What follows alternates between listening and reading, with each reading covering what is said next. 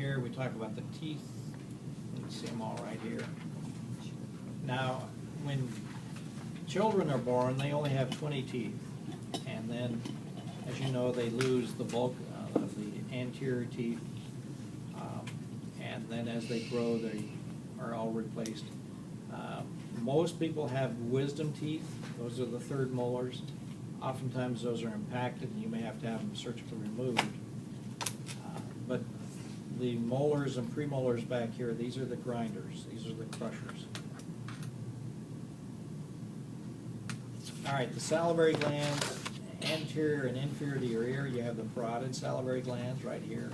Those are the largest of the ones.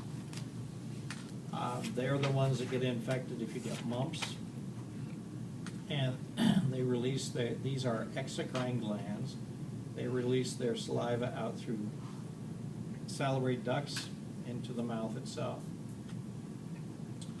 The submandibular glands are down underneath the jaw here, and the sublinguals are underneath the tongue. And you can see all these little ducts right here open up underneath the tongue to release the saliva on stimulation.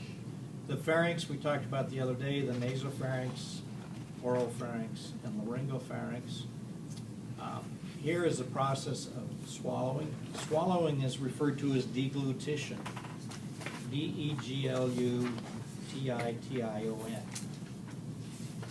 So when you deglutinate, you are swallowing. It moves to the posterior part of the throat, of the oral cavity, and then, like I said, reflexes take over. A bolus is just a glob of food, and the GI tract tries to break them down into small boli so that they can be processed easier. And then it passes down into the esophagus and down into the stomach. The esophagus is, as I mentioned, a straight tube. It's approximately 10 inches in length. Extends from the laryngopharynx down to the stomach. The upper part, upper third, is all skeletal muscle. Middle is transitioning from skeletal to smooth, and then the bottom third is smooth. And the bottom third is lined with simple columnar epithelium. Now, as the esophagus passes into the stomach, right about the diaphragm, or right below the diaphragm, that is what is called the lower esophageal sphincter. It is not a true sphincter in that there are no bands of smooth muscle per se, but it sort of acts like a valve that opens into the stomach and allows the foodstuff to pass into the stomach. Yes? Will we have to know much about the swallowing reflex? No. 'Cause Now, this slide shows how peristalsis occurs on the left.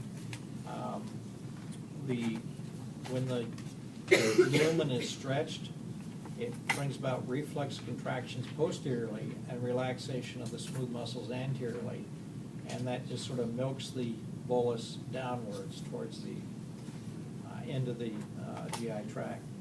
On the right is a process called segmentation, and this occurs primarily down in the small intestine.